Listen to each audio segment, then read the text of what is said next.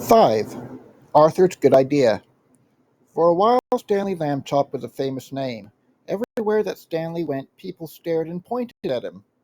He could hear them whisper, "Over there, Agnes, over there.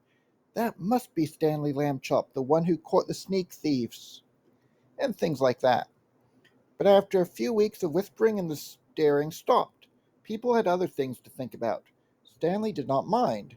Being famous had been fun, but enough was enough. And then came a further change, and it was not a pleasant one. People began to laugh and make fun of him as he passed by. "Hello, Super Skinny," they would shout, and even ruder things about the way he looked. Stanley told his parents how he felt. "It's the other kids I mostly mind," he said. "They don't like me anymore because I'm different.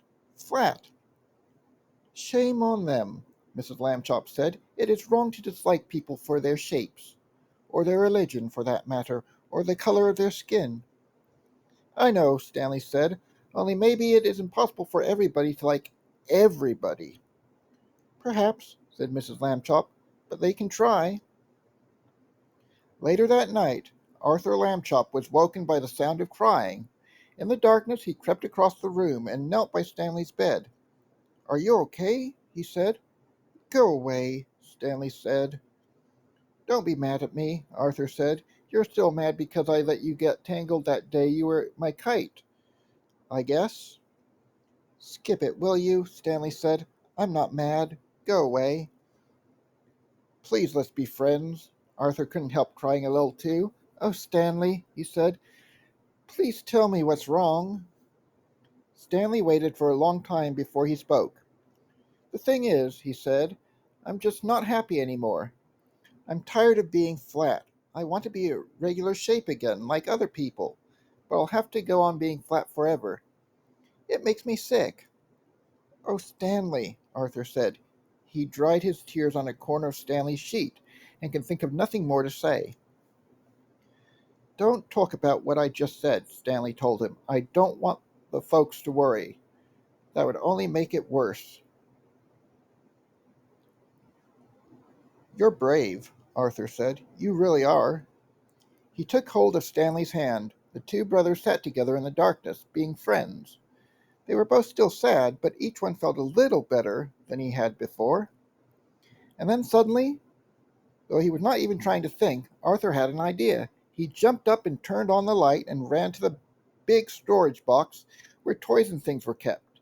He began to rummage in the box. Stanley sat up in bed to watch. Arthur flung aside a football and some lead soldiers and airplane models and lots of wooden blocks.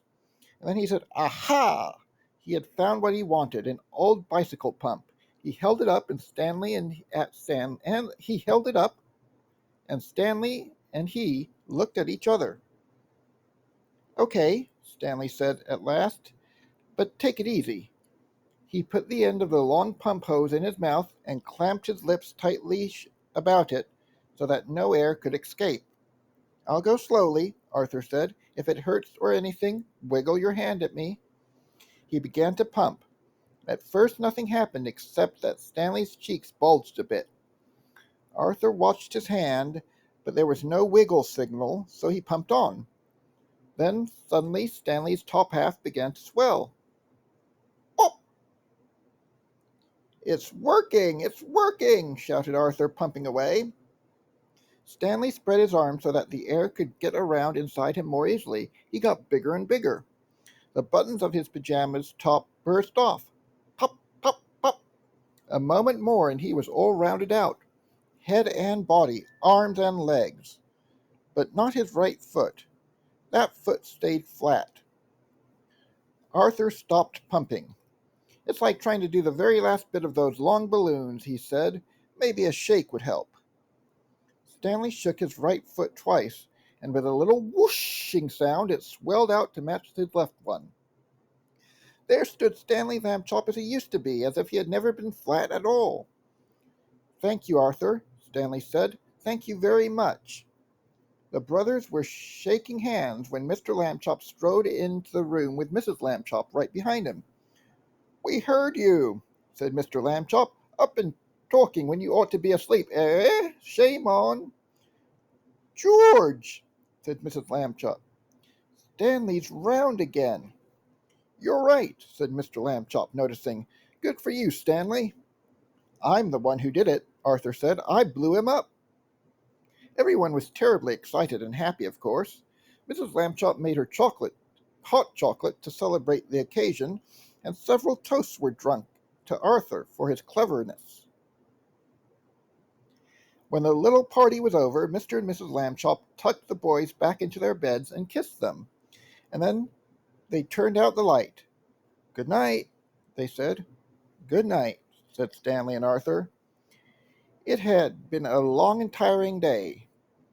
Very soon all the Lambchops were asleep. The end.